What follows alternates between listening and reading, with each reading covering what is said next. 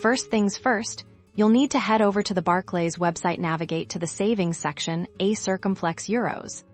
It's usually a prominent option on their homepage here. You'll find a range of savings accounts to choose from.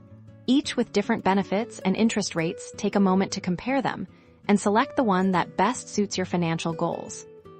Once you've chosen your account, you'll begin the online application. You'll need to provide some personal details like your full name, address, date of birth, and contact information. Be prepared to verify your identity as well, which might involve uploading a photo of your ID or answering security questions.